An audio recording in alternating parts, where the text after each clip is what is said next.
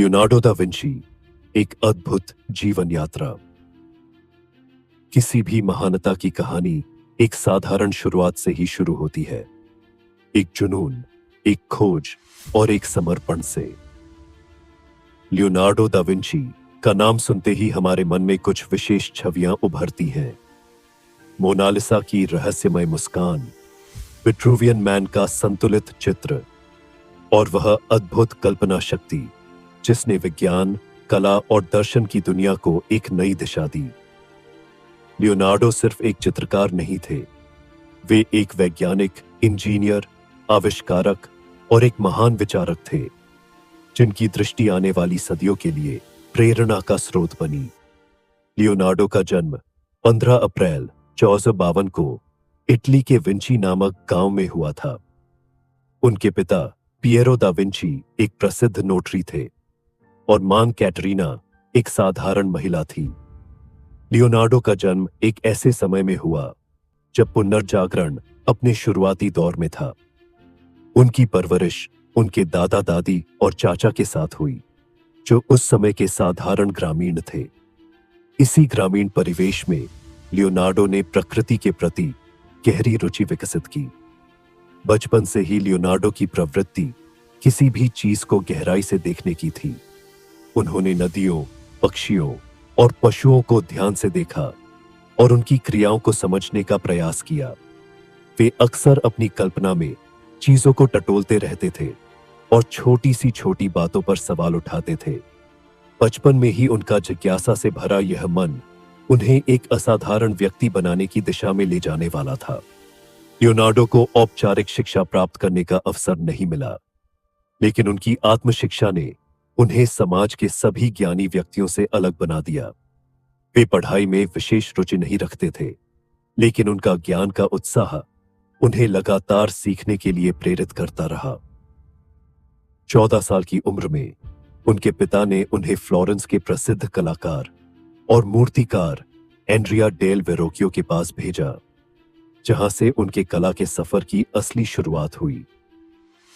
वेरोकियो का स्टूडियो उस समय के उभरते कलाकारों का केंद्र था।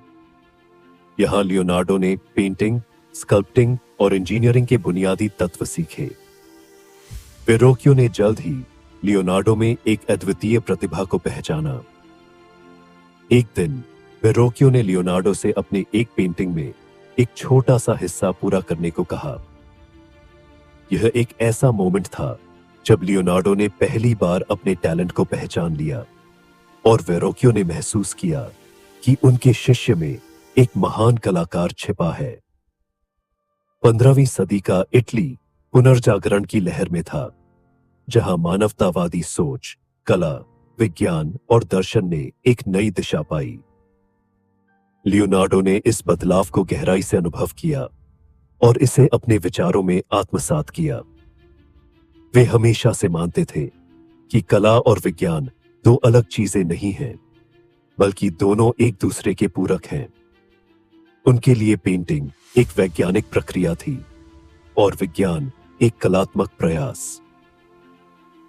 लियोनार्डो की कला की सबसे बड़ी विशेषता थी उनकी गहरी अवलोकन क्षमता। उन्होंने मानव शरीर का अध्ययन करना शुरू किया और इस उद्देश्य से उन्होंने मृत शरीरों का विच्छेदन कर उसकी संरचना का बारीकी से अध्ययन किया। उनके स्केच में इंसान की शारीरिक रचना का अद्वितीय चित्रण मिलता है।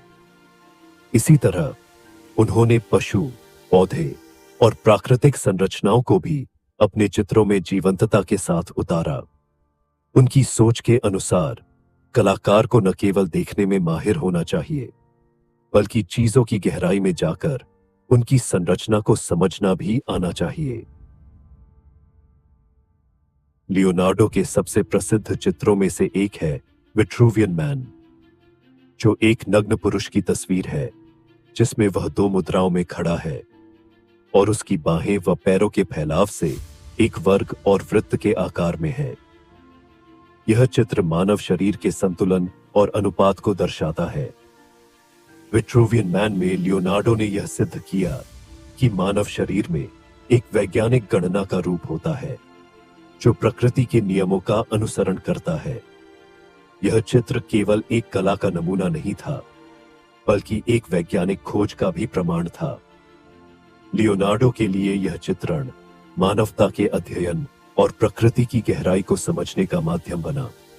उनके अनुसार इस चित्र ने यह सिद्ध कर दिया कि मनुष्य केवल एक शरीर नहीं है, बल्कि एक जटिल मशीन है जो अपनी पूरी संरचना के साथ प्रकृति के अनुपातों का पालन करता है।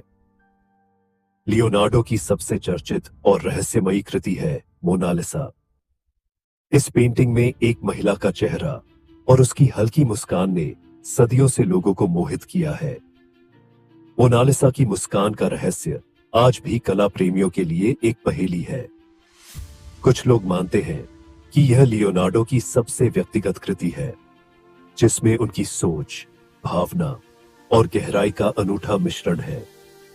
इस पेंटिंग की खासियत केवल मुस्कान ही नहीं, बल्कि उसके दृष्टिकोण, शेडिंग और कलर का अद्भुत संयोजन भी है। लियोनार्डो ने इसमें स्मोकाटो तकनीक का इस्तेमाल किया, जिसमें रंगों का ऐसा घुलना होता है कि कोई सीमा रेखा नजर नहीं आती। मोनालिसा के चेहरे पर बिखरी ये सॉफ्ट शेड्स उसे और भी रहस्यमयी बना देती हैं। मोनालिसा में लियोनार्डो ने प्रकाश और छाया का ऐसा खेल दिखाया है कि यह चित्र लोगों के लिए हमेशा के लिए एक रहस्य बन गया। इस चित्र को पूरा करने में उन्होंने कई साल लगा दिए और वे इसे हमेशा अपने साथ रखते थे। यहां तक कि जब वे फ्रांस गए तो इसे भी अपने साथ ले गए, जो यह दर्शाता है कि यह पेंटिंग उनके लिए विशेष महत्व रखती थी। लियोनार्डो सिर्फ एक चित्रकार नहीं थे, वे एक वैज्ञानिक और इंजीनियर भी थे। उन्होंने कई ऐसे आविष्कार किए जो उनकी दूरदृष्टि का प्रमाण है। उनके नोटबुक में उन्होंने कई प्रकार की मशीनों के डिजाइन बनाए, जैसे उड़ने वाली मशीनें, पनडुब्बी, युद्ध टैंक और यहां तक कि एक हेलीकॉप्टर जैसा यंत्र भी।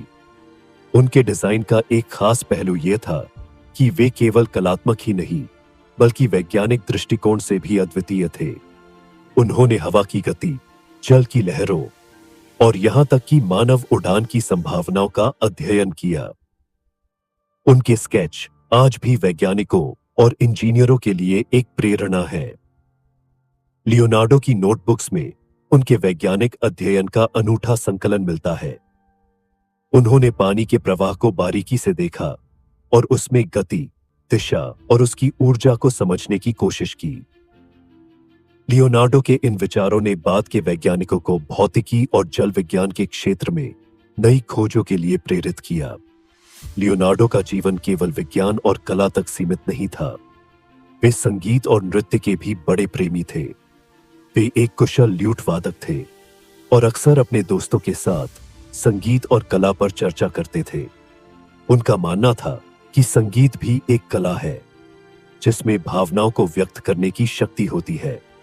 वे यह भी मानते थे कि संगीत और कला का गहरा संबंध है। लियोनार्डो का संगीत के प्रति प्रेम उनके व्यक्तित्व का एक महत्वपूर्ण हिस्सा था। उनके संगीत के प्रति इस प्रेम ने उनके चित्रों में भी गहराई और जीवंतता भर दी। उनके चित्रों में रंगों का संयोजन और शेड्स का प्रयोग उनके संगीत के प्रति इसी संवेदनशीलता का प्रतिबिंब था। लियोनार्डो दा विंची का जीवन एक ऐसी कहानी है जिसने कई पीढ़ियों को प्रेरणा दी। उन्होंने हमें सिखाया कि ज्ञान का कोई अंत नहीं है और हर कला का विज्ञान से संबंध होता है। उनकी सोच के अनुसार हर चीज का एक कारण होता है और उसे समझने के लिए गहरे अध्ययन की आवश्यकता होती है। लियोनार्डो की विरासत केवल उनके चित्रों तक सीमित नहीं है। उन्होंने हमें यह सिखाया कि हर इंसान को अपने जिज्ञासु स्वभाव को हमेशा जीवित रखना चाहिए। लियोनार्डो की सोच में मानवता का एक अद्भुत दृष्टिकोण था, जिसमें उन्होंने अपनी सीमाओं को समझने और उसे पार करने की प्रेरणा दी। उनकी विरासत हमारे आसपास की हर कला, विज्ञान और विचारधारा में देखी जा सकती है। उनके विचार और आविष्कार समय से आगे थे। वे केवल एक कलाकार नहीं, बल्कि एक अद्वितीय विचारक थे, जिन्होंने जीवन को पूरी तरह से समझने और जीने की कोशिश की। लियोनार्डो का जीवन काल चाहे खत्म हो गया हो, लेकिन उनकी विरासत आज भी जीवित है। 2 मई 1519 को उनका निधन हो गया, लेकिन वे अपने पीछे एक ऐसी अमर छवि छोड़ गए जो मानवता के लिए हमेशा प्रेरणा बनी रहेगी। उनकी कला और विज्ञान की समझ, उनकी जिज्ञासा और उनकी खोज हमें हर कदम पर यह सिखाती है कि इंसान की सोच और ज्ञान की कोई सीमा नहीं होती।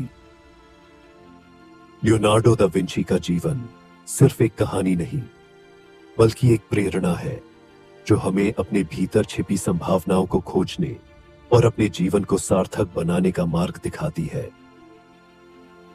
यह कहानी लियोनार्डो दा विंची की अद्वितीय यात्रा, उनकी सोच और उनके जीवन की गहराई को दर्शाती है। उन्होंने अपनी कला, विज्ञान और विचारधारा से दुनिया को बदलने की कोशिश की और अपने पीछे ऐसी विरासत छोड़ी जो सदियों तक मानवता को प्रेरित करती रहेगी।